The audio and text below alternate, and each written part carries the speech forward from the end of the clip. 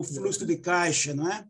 E, desde logo, eu quero lembrar, e não percam, porque o fecho vai ser na próxima aula, dia 9 de novembro, com a cereja do bolo, falando sobre formação de preços a partir das grandezas econômicas, do custo do negócio, do custo dos produtos. Muito importante para todos. Professora Selma, mais uma vez, eu desejo um bom sucesso e um excelente show, professora.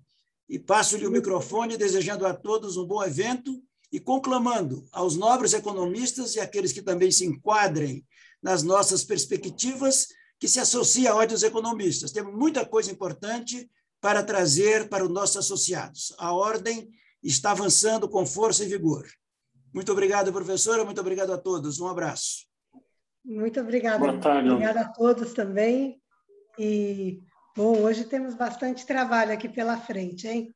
Na semana passada, a gente falou sobre demonstração de resultados, terminamos os índices de análise de balanços e começamos com a demonstração de resultados.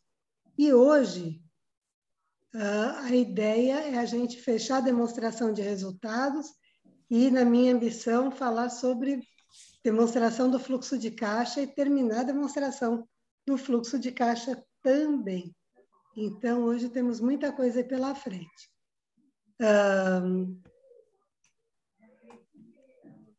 Só uns recadinhos antes da gente começar. Eu recebi alguns e-mails pedindo material. Vocês vão receber esse material quando a gente finalizar o curso. E a Milene vai entrar em contato com vocês e vai fazer a entrega do material. Também recebi algumas questões, né, já dentro do chat também, depois por e-mail, sobre inflação, e hoje eu coloquei um artigo muito interessante, estou deixando o link aqui, um artigo muito interessante sobre o efeito da inflação nas demonstrações financeiras, e a gente, no momento em que chegar lá, já vamos falar sobre isso, né? Então, hoje, embora o tema seja a demonstração do fluxo de caixa, para chegar até o fluxo de caixa, a gente precisa conhecer exatamente a formação do lucro da empresa, porque dentro de um dos métodos de cálculo, a gente parte do lucro líquido para poder fazer tanto a construção da demonstração do fluxo de caixa, como também para compreender quais foram os fatores mais importantes na sua variação. Então, o que formou mais caixa, o que consumiu mais caixa, e com isso, por trás de cada formação ou consumo de caixa, a gente identifica alguma estratégia que a empresa adotou, né? Então, a demonstração do fluxo de caixa tem por trás dos números, principalmente essa virtude de exibir quais foram os efeitos positivos e negativos no caixa diante das estratégias que a empresa adotou durante o período. Então, a minha proposta, que é como a gente retomar de onde paramos, então vamos só dar uma relembrada aqui do que a gente viu. A gente falou em demonstração de resultados. E na demonstração de resultados, a gente divide 3 partes fundamentais. A área das vendas, a parte da rotina e das finanças. Embora as finanças fiquem separadas das despesas rotineiras, de qualquer maneira as empresas empregam, né, o endividamento também para que elas possam avançar tanto em financiamentos, contribuindo para o aumento dos seus ativos, quanto em outros tipos de empréstimos e outras entradas de capital de terceiros, para que ela também ajude o patrimônio líquido a tornar a empresa maior por meio dos ativos. Então, a demonstração de resultados ela é dedutiva, ela começa com as vendas e ela primeiro trata da parte das operações da empresa. Então, na área de vendas, a gente tem vendas brutas menos deduções, que resultam em vendas líquidas. Vendas brutas e deduções não aparecem naquela DRE que está publicada na maior parte das vezes. Isso a gente vai encontrar nas notas explicativas. Tira o custo da mercadoria vendida ou do serviço prestado ou do produto que foi vendido, não importa qual é o ramo de atuação da empresa, mas a gente tem ali um custo de execução, chega-se ao lucro bruto operacional, que é o lucro efetivamente obtido só na operação de vendas. Depois disso, a gente entra na rotina.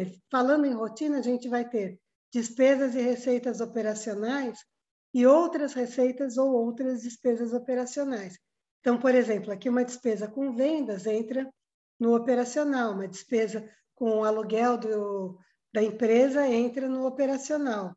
Quando a gente fala numa outra despesa operacional, a gente poderia mencionar, por exemplo, uma perda na venda de um bem do ativo, que fica alocada aqui. Isso tudo leva a gente até o lucro antes do resultado financeiro, que é também chamado de lucro operacional, que é um pouco diferente do EBITDA, porque ele contempla dentro desse cálculo a saída da depreciação e da amortização. Depois a gente associa ao resultado operacional o resultado financeiro, que é a diferença entre ganhos e perdas com o dinheiro e com variação cambial. E a gente vai chegar até o lucro antes do imposto de renda. Oferece esse lucro antes do imposto de renda para a tributação, imposto de renda e contribuição social, e vai chegar até o lucro líquido, e esse vai ser o lucro destinado tanto aos sócios quanto à parte que a empresa vai reter para novos projetos e vai guardar lá no patrimônio líquido como conta de reservas, né? Então, olhando a DRE assim, toda aberta, ela parece uma porção de coisas, mas ela segue uma lógica bem boa para a gente tentar compreender como a empresa formou o lucro dela. Aqui, nosso objetivo nunca é fazer a contabilidade, porque ela já virá pronta para as nossas mãos, mas sim compreender as operações que formaram esses números que vão trazer as respostas que a gente busca na análise dos balanços, né, e das demais demonstrações. Então, chegamos ao lucro líquido, não é?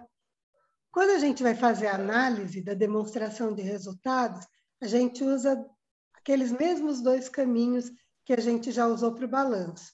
A análise horizontal, que vai fazer o ano atual sobre o ano anterior e determina quanto houve de variação em cada item da demonstração de um ano para o outro. Isso pode ser sequencial, se a gente pegar uma série histórica de, por exemplo, 3 ou 5 anos, né? E a gente pode, de outro lado, fazer também uma visão a partir de um único ano em que houve algum fato relevante. Então, por exemplo, quando houve uma fusão, uma cisão, uma incorporação de outra companhia, o que poderia gerar uma influência forte na formação do lucro da empresa. Caso seja isso, então a gente fixa o ano que a gente vai chamar de ano base 100. Por exemplo, quem quiser fazer daqui a 3 anos o efeito da pandemia na empresa, fixa o ano de 2020, faz 21 sobre 2020, 22 sobre 2020, e assim sequencialmente, entendendo que o ano que importa para a análise inicial, o ano do qual a gente parte para a análise, é o ano de 2020. Então, a gente pode escolher um dos dois modelos. Nos exemplos que eu estou trabalhando com vocês, eu usei esse primeiro, conta do ano atual sobre conta do ano anterior. E na análise vertical, a gente se preocupa em pegar a conta do resultado, ela é um pouco diferente do que a gente fez no balanço. Lá no balanço, a gente pegava cada conta e comparava com o total do balanço. Quando a gente fala em resultado, a gente vai fazer ao contrário, de baixo para cima. A conta de resultado, então, por exemplo, custos, despesas operacionais, despesas financeiras, comparadas com as vendas líquidas, que é aquela primeira linha que a gente vai entender como publicação. E até tem uma justificativa. Se a gente falar, mas por que não pega a venda bruta? Porque a venda bruta é um valor que só transita pela empresa. Ele não vai ficar retido na empresa como o ganho final que ela tem. É como para quem recebe salário. Salário tem um valor bruto, depois dos descontos, é que a pessoa vai ter o recebimento do valor líquido. E para ela fazer suas contas e entender o que ela tem de remuneração em mãos, ela conta com o valor líquido. Então, transportando isso para a empresa, a mesma coisa. Do que a empresa vende, uma parte não fica com ela, e a partir das vendas líquidas é que ela pode ter a sua movimentação para geração de lucro, né? Para geração de ganhos. Então, eu trouxe a DRE daquela empresa que a gente já viu nas aulas anteriores. Só para quem não esteve em alguma das aulas, ou como já faz tempo, para a gente poder relembrar, era uma indústria que faz produtos já mais pesados, né? São implementos agrícolas, né? Produtos tratores e outros itens que são principalmente usados na área agrícola, e os valores e o tempo de produção são mais lentos, né? Os valores são mais elevados. Então, é uma empresa que ela é tradicional e bem atuante no mercado, e no último ano dela, ela teve um contratempo gerado pela concorrência.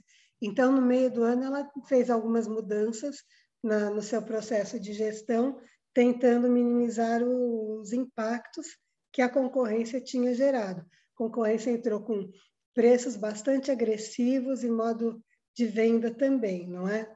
Então, a história dessa empresa é que no primeiro ano ela tinha bastante dinheiro em caixa, no segundo ano ela converteu boa parte do que ela tinha em caixa em investimentos em outras empresas. Depois, no terceiro ano, então, ela vendeu um tanto daqueles investimentos e converteu em estoques. Como é que isso ficou refletido no balanço? O melhor ano dessa empresa foi o ano 2, que foi o ano onde ela teve um lucro.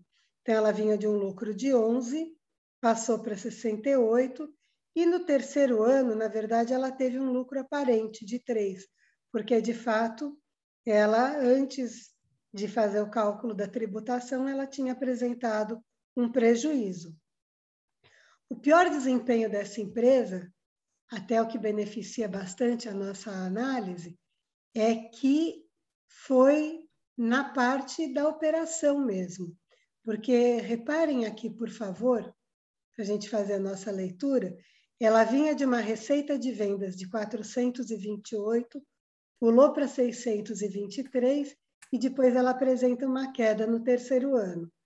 Além dela ter uma queda de 5% no terceiro ano, e a gente percebe isso aqui na análise horizontal, né? Quando eu divido o número do terceiro ano pelo segundo, eu vejo que ele vale 95% do que era o número do ano 2, os custos da empresa também aumentaram. Então, além dela ter tido uma perda de receita, ela teve um aumento de lucro. E isso acabou resvalando por todo o resultado da empresa até o final. Então, a principal causa dessa empresa ter tido uma perda foi a parte realmente operacional, em que ela acabou apresentando depois alguns descompassos. A gente pode ver que só nas despesas gerais e administrativas é que ela teve assim um impacto maior, também um pouquinho aqui nas de vendas, não é? Mas aqui foi todo aquele esforço para tentar fazer a venda da empresa ir acontecendo para ver se conseguiria ter uma retomada, né? Então, eu apliquei para essa demonstração alguns dos índices que eu vou mostrar para vocês, porque aqui eu tenho uma extensão dos índices chamados índices padrão. Os dois primeiros, margem bruta e margem líquida, não são índices padrão, mas eles dão algumas informações importantes. Então, quando eu quero fazer a análise da rentabilidade da empresa, eu tenho 2 pontos de análise. Um ponto é a análise pelas margens de rentabilidade e o outro ponto é pelo retorno. Nós vamos ver alguns deles. Então, na margem bruta, eu pego o lucro bruto operacional, que é logo aquele, depois do custo da mercadoria vendida, o primeiro lucro calculado na DRE, e calculo com as vendas líquidas. Nele, eu vejo qual foi a remuneração das vendas depois que eu descontei as deduções e o custo da mercadoria vendida. Todos os índices de rentabilidade, quanto maiores eles forem, melhor é para a empresa. Já quando eu parto para a margem operacional, além dos custos, eu incluo no cálculo do lucro antes do resultado financeiro as demais despesas, que são as despesas operacionais e aquelas outras receitas e outras despesas. Então, eu já chego num resultado mais próximo do que estaria sendo demonstrado como reflexo da operação da empresa. E aí eu comparo com vendas e também, quanto maior for esse valor, melhor. Na margem líquida, esse é um índice padrão. Esse, quando a gente pegar um balanço analisado com índices que são aqueles 11 padronizados, a gente encontra esse índice, que é o final da análise das margens. Eu vou pegar o lucro líquido e comparo com vendas. Nele eu vejo para cada R$100 vendidos líquidos da empresa, quanto que sobrou ao final da retirada de todos os gastos que ela teve ao longo das suas operações, inclusive, as questões financeiras e a tributação final. E, de novo, aqui não é como lá na liquidez, que tinha um limitezinho meio que ideal de folga, né, para cobrir as dívidas. Aqui não. Quanto maior for esse índice, melhor. Quanto mais a gente aproxima o lucro operacional do lucro bruto, também mais a gente percebe que tem havido uma melhora na eficiência da empresa. Agora a gente vai ver alguns índices de retorno. O primeiro deles é a rentabilidade do patrimônio líquido. Uma vez que o lucro líquido incorpora parte do patrimônio líquido, em algumas contas de reservas e na conta de lucros, né? Então a gente tem o impacto do lucro dentro do patrimônio. Este é um índice padrão, o uso do patrimônio líquido médio. Então eu vou comparar para cada R$100 de patrimônio líquido médio, quanto que o lucro representou nessa evolução que aconteceu de um ano para o outro. Se eu quiser fazer uma outra análise, eu também posso, que é o próximo índice, em que eu comparo, o lucro líquido com o patrimônio líquido. E aí eu vejo, sem levar em conta essa média, é uma outra conta que também eu posso fazer. E daí a minha leitura é, para cada R$100 ou de patrimônio líquido médio, se a gente optar por essa fórmula, ou só pelo patrimônio líquido, se a gente optar pela outra fórmula, então, para cada R$100 de patrimônio, quanto que o lucro teve de contribuição, quanto que foi possível gerar de lucro dentro dessa evolução do patrimônio. Para achar o patrimônio médio, eu vou pegar o do ano anterior, somar com o do ano atual e dividir por 2, mesmo se eu estiver usando aquele ano base 100. Eu não preciso fazer uma média da série histórica nunca. Eu sempre pego o deste ano, somo com o do ano passado e divido por 2. Na rentabilidade do ativo, vai ser também o retorno que o lucro trouxe sobre o ativo. Então, eu pego o valor do ativo como a base de comparação e comparo o lucro líquido deste ano. Então, neste ano, por exemplo, ano de 2021, o quanto que foi o lucro dentro do ativo de 2021 também. Para cada R$100 do investimento que nós fizemos no negócio, que é o valor total do ativo, que representa a soma do passivo com o patrimônio líquido, quanto que o lucro líquido contribuiu na sua formação. E o giro do ativo, que é um índice bem interessante, quando a gente tenta entender quanto também, pensando no ativo como o investimento total da empresa, o investimento total do negócio, quanto que esse negócio gerou em vendas. Então, vamos imaginar assim, que vendas tenham dado 3.000 e o ativo seja 1.000. Você girou 3 vezes o investimento da empresa pelo processo de vendas. Normalmente, quando a gente fala de comércio e serviços, a gente tem um giro maior do que quando a gente pensa em indústria. E ainda dentro da indústria, dependendo do ramo de atuação da companhia, também a gente vai ter ali uma diferença em giro. Mas, por exemplo, esse exemplo que eu dei de 3 é um exemplo bastante dinâmico dentro da movimentação das vendas de uma empresa.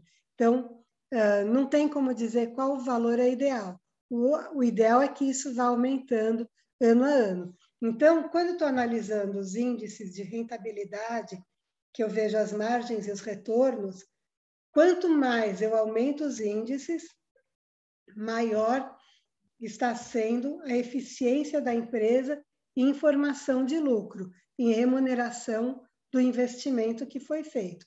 Então, num primeiro momento, eu posso ter esse horizonte.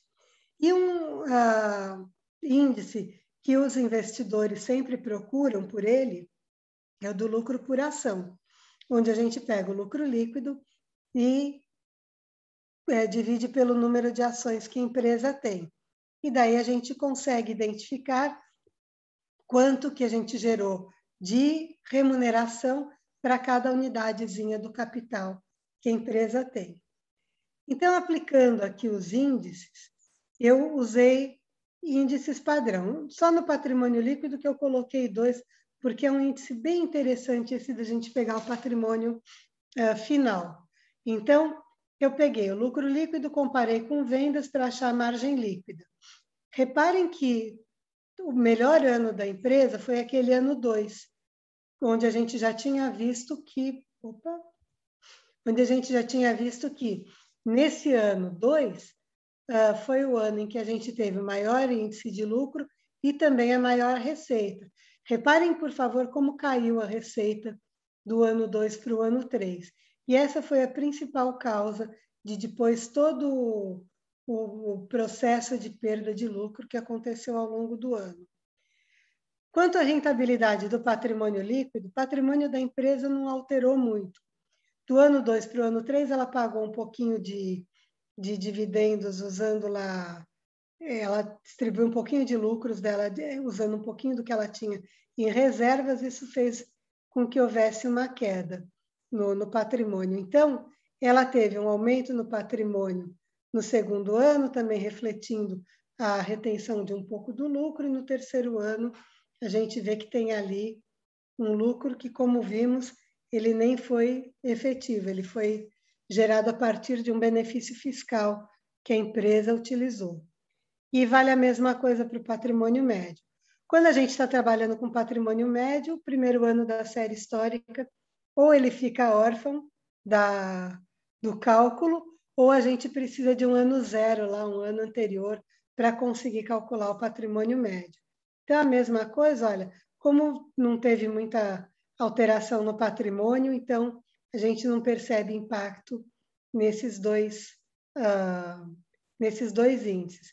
Caso tivesse havido uma grande alteração no patrimônio, né, então uma nova chamada de capital, por exemplo, que alterasse o patrimônio médio, talvez a gente tivesse um impacto maior.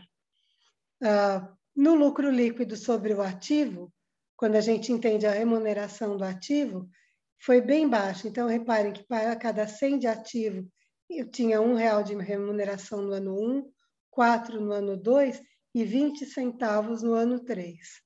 Então, é bem pouquinho, né? Então, a gente vê que teve uma perda grande.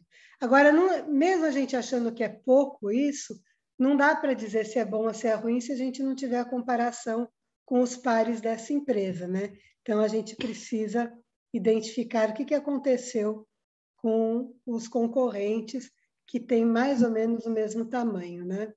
E o giro do ativo, finalizando, para cada R$100 do ativo, eu girava o ativo em 25%, quer dizer, eu gerava 25 centavos de venda para cada R$100 do ativo, 34 no segundo e 33 no terceiro ano. Então, essa é uma empresa, como eu já falei para vocês, né, que tem um produto que não tem um giro tão rápido, porque é e o estoque dela também é de valor muito alto. Então, e ela muitas vezes produz produtos específicos. Então, é possível que ela trabalhe normalmente com um giro mais lento do que se a gente for comparar com outros ramos de atuação. O EBITDA, que a gente chama de lagida, né, traduzindo em lagida, ele mostra o lucro que a empresa tem, como que o lucro da empresa gera operacionalmente o caixa. Então, é uma métrica que a gente tem para identificar a geração de caixa da empresa através do processo operacional dela. Como é que a gente acha? A gente pega aquele lucro operacional, que é o lucro antes do resultado financeiro, e soma de volta a depreciação e amortização. Além disso, hoje se trabalha muito com EBITDA ajustado, e daí não tem uma fórmula exata. Cada empresa, e mesmo a legislação não determina o que vai colocar no EBITDA ajustado, que é quando a gente coloca outros gastos econômicos, né, que representam não saídas de caixa, para tentar ajustar o mais próximo possível ao valor do EBITDA, a produção de geração de caixa pela operação da empresa. Quando a gente vai fazer a interpretação, sempre quanto maior for o valor que a gente tem, melhor. Quer dizer, para tudo que for relacionado à lucratividade da empresa, sempre quanto maior for, melhor vai ser. Eu coloquei, tem diversos índices que a gente pode calcular. Eu coloquei 2 aqui que são assim mais comumente utilizados. Então, a gente pode usar a margem EBITDA, que é colocar o valor do EBITDA sobre vendas líquidas, e aqui a gente tem uma clara visão de quanto que as vendas proporcionaram de geração de caixa para a companhia. E, ao mesmo tempo, a gente tem uma preocupação sempre muito grande com o endividamento. Então, a gente colocou aqui também o que determina a venda líquida relacionada ao EBITDA.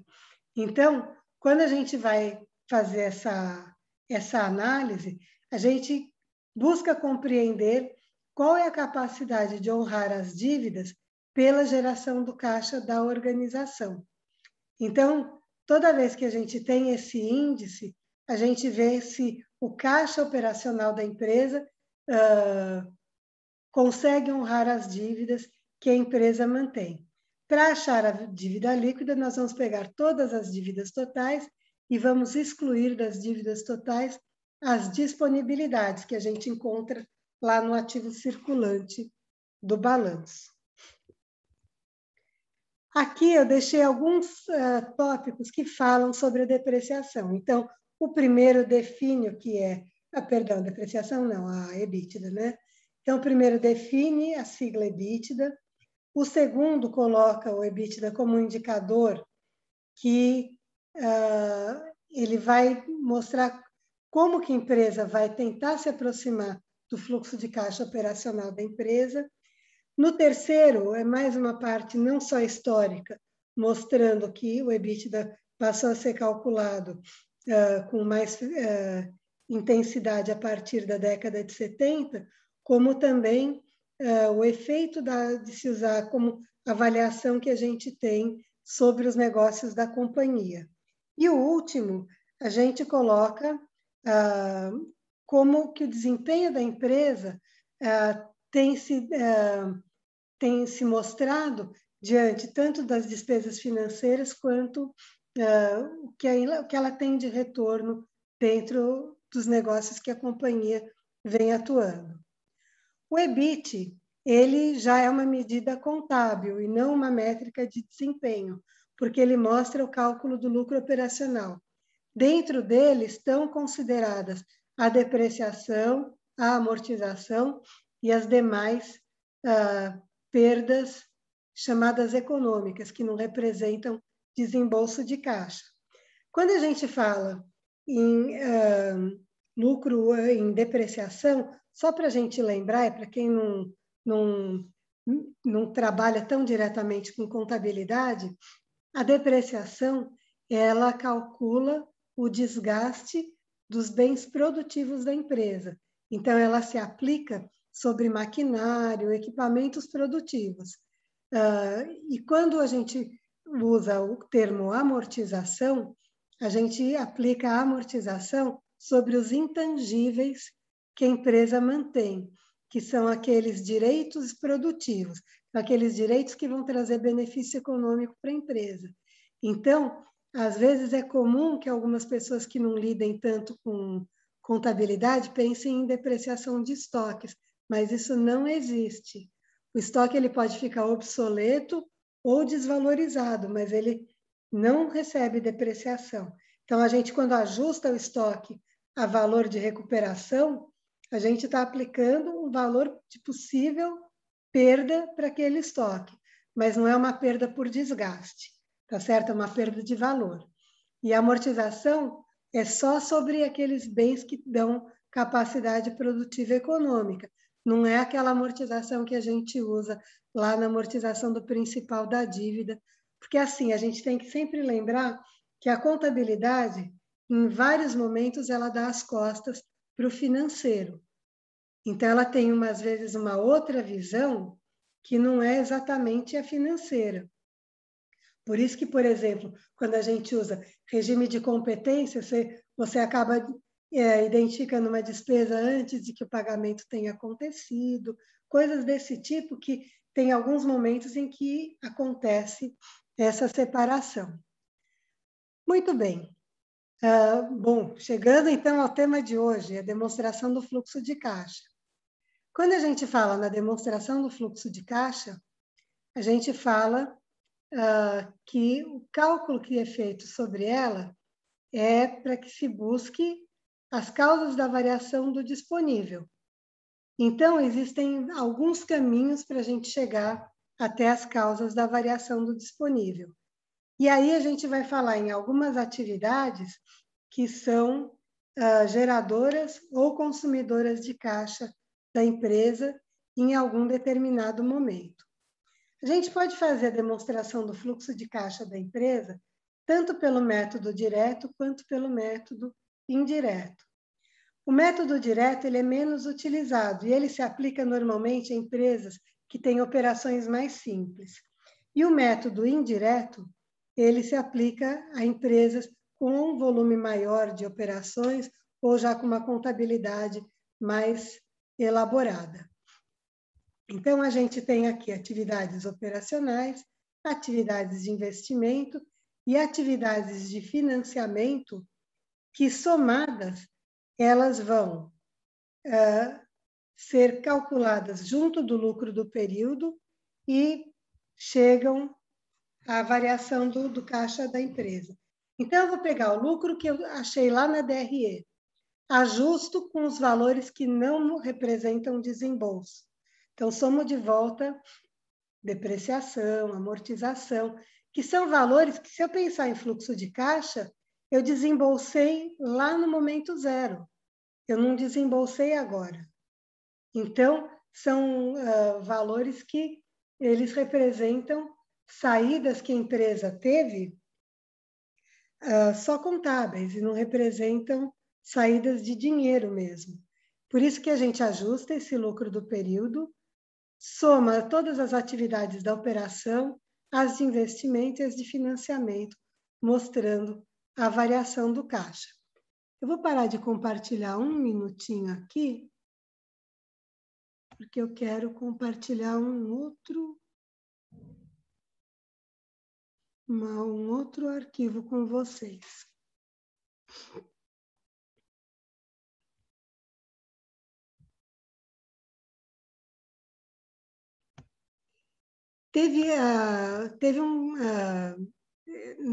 Nas aulas passadas, eu tive algumas perguntas sobre o efeito da inflação nas contas. Eu queria mostrar para vocês isso antes de dar sequência.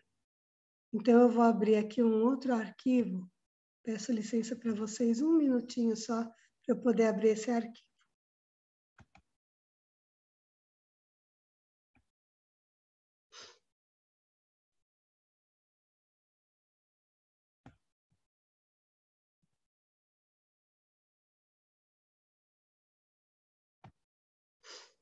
Eu separei um artigo muito interessante. E dentro desse artigo, eu marquei dois últimos parágrafos que falam sobre o efeito da inflação. Eu vou passar para vocês o link desse artigo. É um artigo que fala sobre como a inflação pode ser percebida dentro das demonstrações financeiras, uma vez que de 95 para cá as empresas ficaram isentas dos cálculos da correção monetária sobre os números, né? E realmente, se a gente pegar alguns valores, tem uma diferença grande se a gente for fazer a comparação ao longo do tempo. Então, algumas considerações que eu gostaria de fazer. Primeiro, hoje a gente tem uma inflação menor do que nos anos anteriores. Então, mais ou menos os valores que aparecem no balanço, e aí estou falando mais ou menos mesmo, eles estão atualizados. Então, não seria talvez um ponto que fosse de tanta preocupação para a gente. Pela análise vertical, também como a gente está analisando ano a ano a importância da conta dentro do balanço, considerando, como bons economistas, os ceteris paribus, né, que tudo mais ficou constante, e a gente identifica que a conta, ao longo dos anos, teve ou alguma alteração, ou ela se manteve mais ou menos constante também. Mas tem um fato que é mais relevante do que tudo isso, de que, embora a gente tenha alguns deflatores e algumas métricas para calcular a inflação, cada empresa, a gente não pode apartar do nosso raciocínio, nem da nossa análise, que cada empresa vai ter sua inflação própria, em função do seu modo de produção, em função do seu tipo de produção. Então, se é uma empresa que trabalha com produtos importados, em momentos em que há uma variação cambial, ela vai ter uma diferença. Então, existem vários fatores que podem influenciar na comparação entre inflação corrente e a inflação da empresa. Então, as grandes empresas, muitas vezes, têm essa noção do peso de determinados pontos de produção ou de determinados gastos que eles têm na composição do que a gente poderia chamar da sua inflação, uma inflação para chamar de sua, que seria mais ou menos isso. Agora, se a gente for pegar uma empresa que a gente só quer fazer uma análise mais superficial, que ou não vamos nos tornar grandes investidores, ou é para ter um conhecimento sobre a empresa, muitas vezes, só pela evolução dos números a gente consegue. Então, olha, o que eu queria mostrar para vocês é que aqui, nessa conclusão desse artigo, depois que eles analisaram 53 empresas, eles acabam percebendo que, em alguns índices de retorno que eles analisaram, as variações ocorreram de 27% a 229% em algumas empresas. Então, nas empresas de bens de consumo, entre a inflação e os índices analisados, eles tiveram uma variação de 27%. E nos índices relativos nas empresas de energia, essa diferença foi de 229%. Então, eu sugiro que vocês leiam esse artigo, é muito interessante e eu acho que vai esclarecer várias perguntas que vocês me fizeram ao longo já dessas duas aulas que já passaram e depois dos e-mails que vocês me mandaram. Eu até nem respondi diretamente os e-mails, porque eram perguntas diferentes sobre inflação e eu achei que esse artigo seria bastante apropriado para a gente falar a respeito do tema. Então, agora vamos falar um pouquinho sobre demonstração do fluxo de caixa. Eu vou abrir aqui novamente.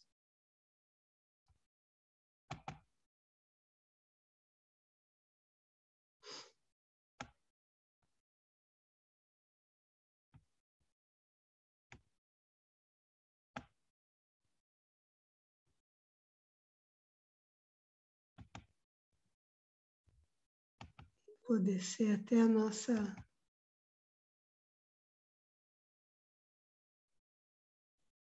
demonstração. Bom, então, voltando para o fluxo de caixa. Só para retomar.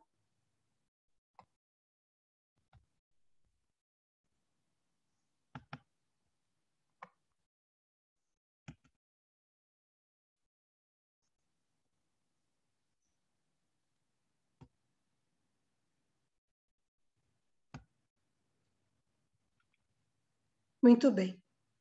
Quando a gente vai falar em métodos de cálculo, o mais comum é o método indireto que eu tinha falado para vocês. Que ele, então, vai usar lucro do período, mais essas atividades, e a gente chega no caixa do período. Quando a gente pensa em atividades operacionais, a gente vai trabalhar com as entradas e saídas de dinheiro que aconteceram na movimentação ali dos estoques, das contas a receber, dos impostos a recuperar. Então, as contas que ficam envolvidas no cálculo das atividades operacionais são as variações que aconteceram entre essas contas. Então, a gente tem ali, tanto no ativo circulante quanto no passivo circulante, contas que representam movimentações na operação. Então, vamos supor, conta de estoques diminuiu, né? O que você fez com essa conta de estoques? Você vendeu os estoques,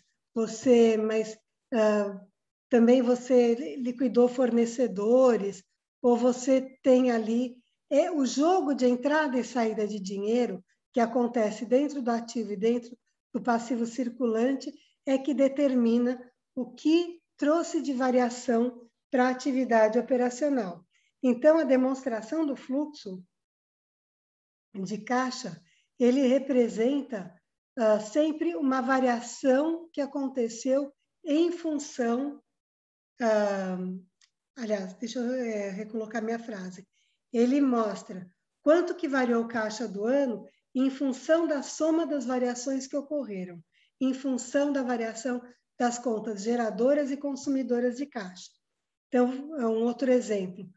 Se eu, por exemplo, aumento contas a receber de um ano e eu mantenho as vendas mais ou menos estáveis, então as contas a receber aumentam mais do que o meu aumento de vendas. Quando eu tenho um aumento de contas a receber, é um dinheiro que ainda não entrou em caixa. Então, aí a gente entra naquele ponto que eu falei. Contabilmente, eu já tenho esse lucro e ele já vai lá para a demonstração de resultados como um lucro que eu espero da empresa. Mas pensando em dinheiro, pensando em financeiro, no caixa esse dinheiro não está contemplado ainda. Ele ainda é uma conta que é um valor a receber. Então, quando eu tenho uma variação positiva no contas a receber, para a demonstração do fluxo de caixa, eu reconheço isso como uma redução do caixa. Quando eu tenho um aumento do estoque, com fornecedor, por exemplo, constante, eu reconheço isso como uma redução do caixa. Então, diferente do que a gente poderia alinhavar de raciocínio, aumentou o ativo, vai aumentar o caixa. Ok, vai aumentar o caixa quando a gente receber esse dinheiro. Pensando em entrada e saída de dinheiro, quando a gente pensa em itens do ativo que vão aumentando, eles são ativos, normalmente, que vão gerar um impacto redutor na formação do caixa da empresa. Depois, outra atividade, saindo da atividade da operação, então sair do estoque, das contas a receber e demais contas, vamos pensar nas atividades de investimento. As atividades de investimento são pertinentes aos valores que estão ali localizados dentro do ativo permanente da empresa, que a gente chamou de ativo permanente, ou aqueles ativos de longo prazo. Então, entram ali, por exemplo, aquisições de outras empresas, de debêntures, participação em outras sociedades, compras de bens do ativo imobilizado, compras de intangíveis também, quer dizer, tudo aquilo que incrementa o investimento, de novo, se eu estou aumentando é porque eu abri mão do caixa. E se eu estou diminuindo, é porque eu estou formando caixa. Voltando no nosso exemplo dessa empresa que a gente tem visto nas nossas aulas, reparem que no ano 1 ela tinha muito caixa, no ano 2 ela faz uma aquisição de investimentos, o caixa dela diminui, e no ano 3 ela retoma um pouquinho só de caixa, porque ela abre mão do investimento e cria um pouco de estoque e ainda manda um pouquinho de dinheiro para o caixa. Quer dizer, essa mobilidade do dinheiro dentro da companhia, ela faz com que, em algumas situações, o caixa seja reduzido, mesmo tendo mais bens e direitos em funcionamento. Ô, professora, com licença, um minutinho. Esse material ele não está em modo de apresentação. Acho que acabou travando a sua tela. Travou minha tela? Peraí, deixa eu então trocar aqui, peraí. Sair daqui.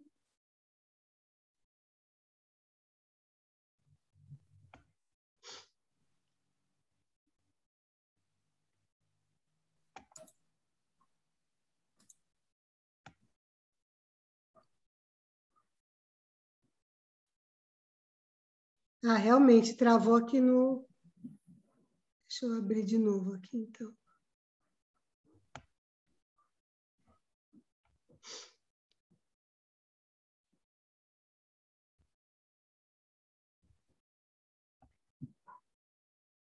Vou abrir tudo de novo. Vamos ver se agora...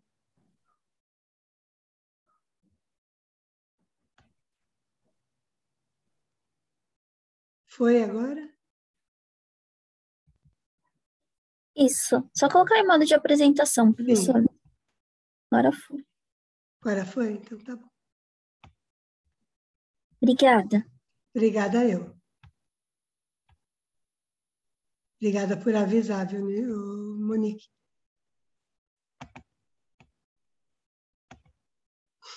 Muito bem.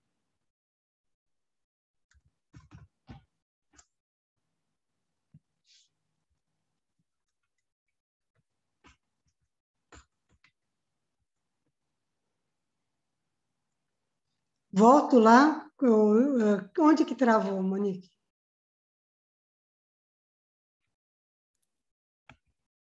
Essa última fala, professora. Vou dar sequência daqui, das atividades de financiamento. Bom, então aqui nas atividades de financiamento, a gente vai levar em conta todos os passivos, né? Então, lá os terceiros, e porque são fontes de financiamento que a empresa tem. Além dos terceiros, então a gente vai ter também as contas de capital, que são aquelas contas que vão compor o patrimônio líquido. Dessas atividades de financiamento, a mesma coisa. Quando elas aumentam, a gente tem a identificação da possibilidade de aumento no caixa, contribuindo para o caixa da empresa, e quando elas são reduzidas, por exemplo, com relação ao pagamento de um financiamento, essas contas também acabam sendo reduzidas.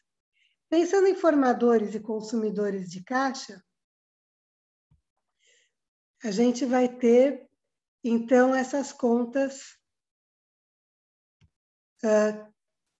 falando assim resumidamente, são as contas que vão aumentar o ativo, elas normalmente acabam consumindo caixa, e as contas que aumentam o passivo, normalmente, são contas consumidoras de caixa. E o contrário também vale para a mesma explicação. Eu coloquei aqui duas demonstrações do fluxo de caixa. A da esquerda de vocês, deixa eu colocar aqui. Essa daqui da esquerda, ela está calculada pelo método direto. E a da direita está calculada pelo método indireto. Na da direita, a gente parte do lucro líquido ajustado, que dá 34 mil.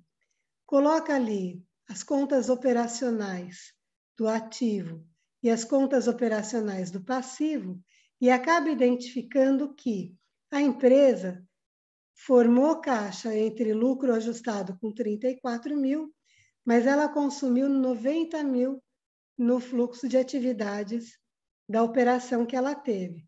Então, as atividades operacionais, como elas acabaram impactando numa perda de 124 mil, o caixa gerado nas operações todas, nesse momento, estaria em menos 90 mil. A gente esperaria encontrar uma redução entre o caixa do ano passado e o caixa desse ano, esperaria, se a gente parasse nesse momento, uma redução de 90 mil. Mas tem outras atividades que ou beneficiam ou consomem caixa. Então, nas atividades de investimento, eu tive a formação de 20 mil de caixa. Então, aqueles 90 mil que eu já tinha em perda, somando as atividades de investimento, formariam hoje uma perda esperada de 70 mil e não mais de 90. E, finalmente, associando aqui as novas atividades de financiamentos, então eu fiz novos financiamentos entre curto e longo prazo, aumentei capital em dinheiro, só que eu paguei dividendos. Eu fiquei com um efeito positivo de 40 mil.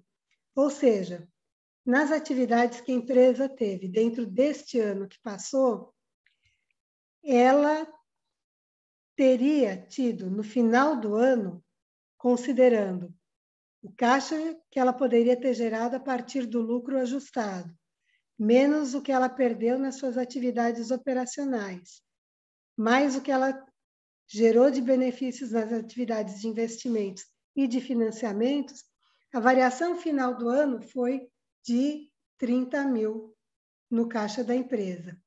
Se a gente pegar o balanço dessa empresa, o saldo inicial, então, o balanço de 2019, 40 mil. O saldo do caixa no balanço, né?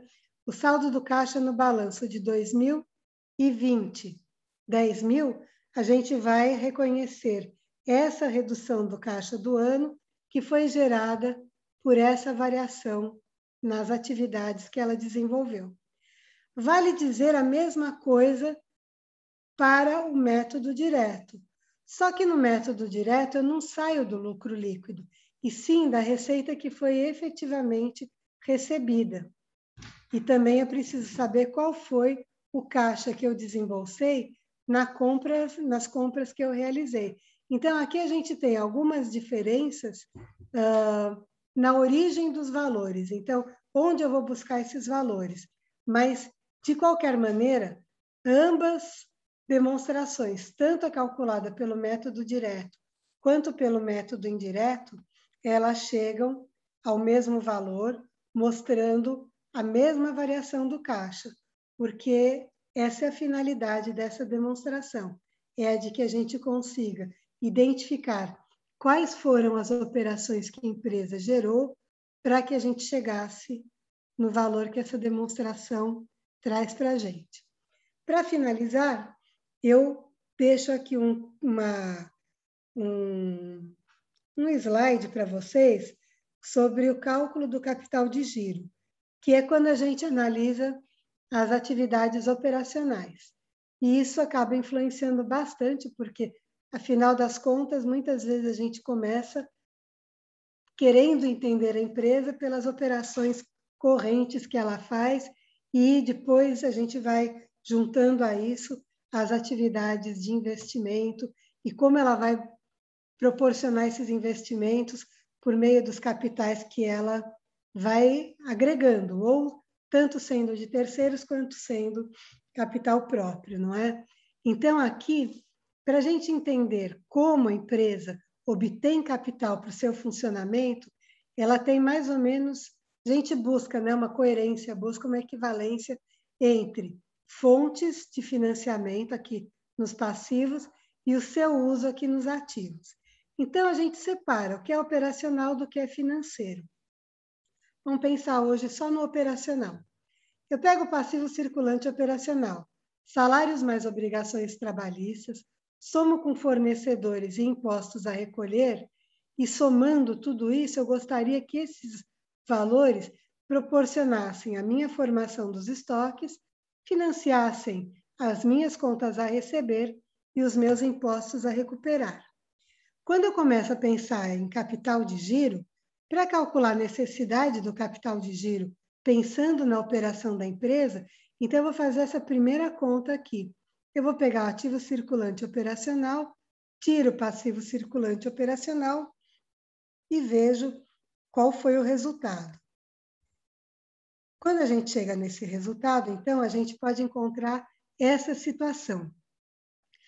A necessidade do capital de giro igual a zero, ou seja, tudo que eu tinha entre fornecedores, salários e impostos a recolher cobriu o que eu precisava de estoques, contas a receber e impostos a recuperar. Quer dizer, eu tive ali um encaixe perfeito, né?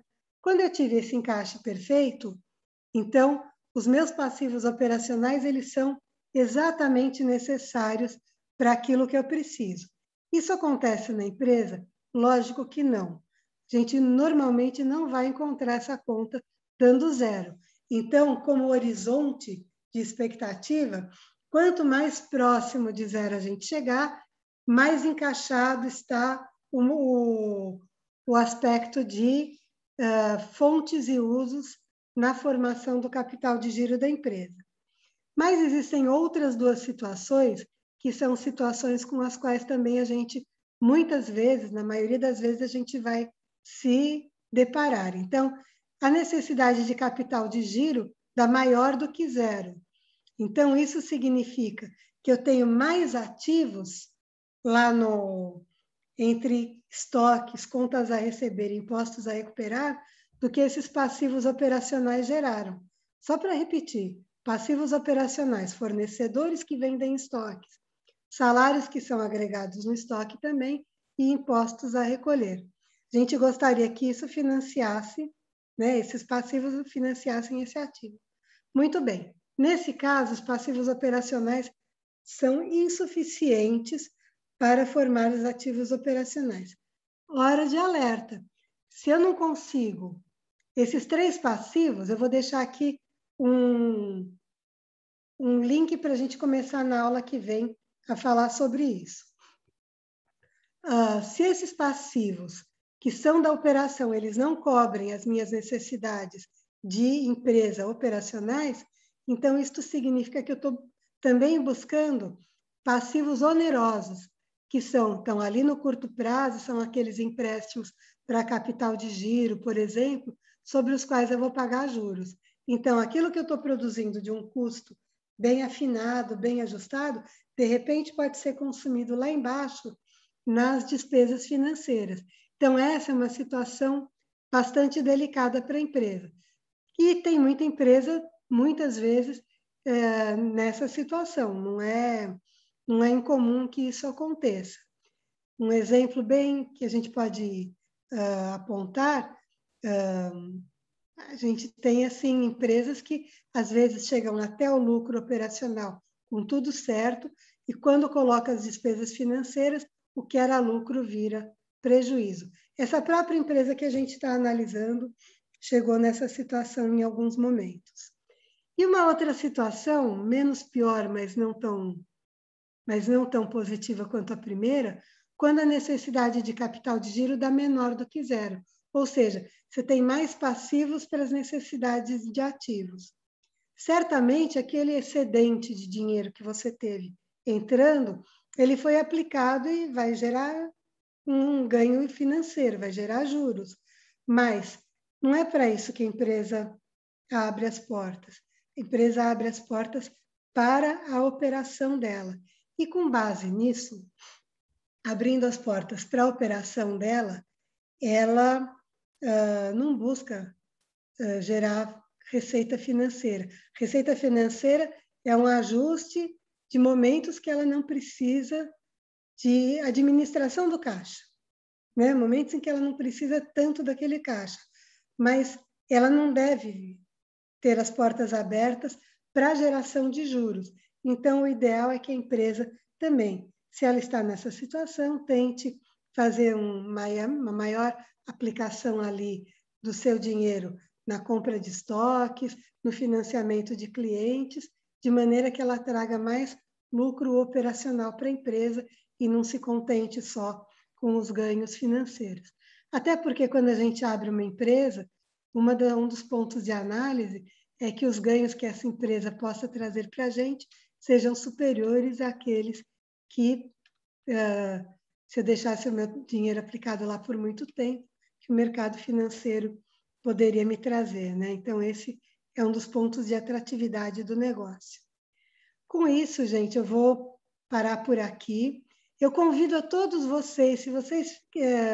falei isso já na vez passada, se vocês quiserem analisar uma empresa, aplicar esses índices, quando tiver alguma dúvida, conversar comigo para tirar dúvida dos índices, eu estou à plena disposição.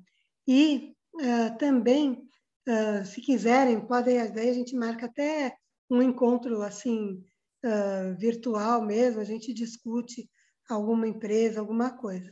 E outra coisa também que eu queria falar para vocês, então, todo esse material vai, inclusive vou colocar alguns comentários extra, e vai também o link desse artigo que eu falei para vocês. É um artigo novinho, fresquinho, é de 2020, quer dizer, está super atualizado para a gente poder compreender melhor essa questão da inflação. Então, gente, olha, muito, muito obrigada. Foi mais uma vez um grande prazer estar aqui com vocês. Peço perdão pelo fato da minha tela ter travado em algum momento e estou aqui à disposição, tá bom? Então, boa semana para vocês, até dia 9. E, por favor, mandem perguntas. E, se não for assim muita pergunta igual, como foi a de hoje, que eu acabei esperando o nosso encontro, mas se for qualquer coisa que vocês queiram comentar, por favor, estou à disposição. Tchau, então, gente. Parabéns, professora Selma. Foi muito bem explicado. Selma. Muito obrigada, muito obrigada. Posso fazer um comentáriozinho? Pode, por favor. Pequenininho. Foi muito bem explicado o EBITDA, que pouca gente conhece o termo, não é verdade?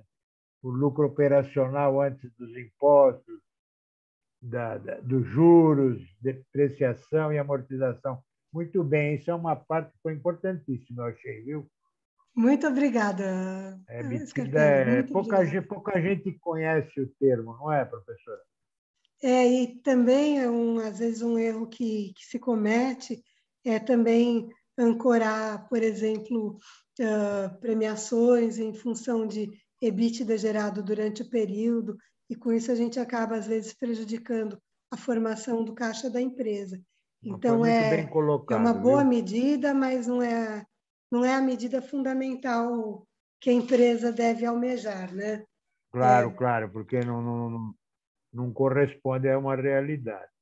Muitas empresas, às vezes, colocam isso como única meta e precisa ter outro tipo de métrica também, né? Mas, nossa, olha, é um prazer e uma responsabilidade muito grande de ter muita gente muito importante, todo mundo aqui é muito importante, e assim, o nosso diretor financeiro junto aqui, meu Deus, falar de finanças com o nosso diretor financeiro é uma honra. Obrigada. Um abraço, Selma. Maravilha, professora Selma, parabéns. Muito obrigada, professora. Ok, só lembrar a todos que a cereja do bolo será no dia 9, né, de novembro, e lá teremos notícias frescas sobre outros passos de outras jornadas que teremos, como já tivemos com o professor José Dutra Vieira Sobrinho, que vimos aqui na tela, tivemos com a professora Maria Alejandra, estamos tendo com a professora Selma, e teremos uma nova jornada a partir do início do mês que vem, depois da aula da professora Selma. Um abração a todos, então. Tudo de bom, queridos. Um abraço. Bom dia para todos. Tchau, bom dia para todos. Obrigado. Parabéns.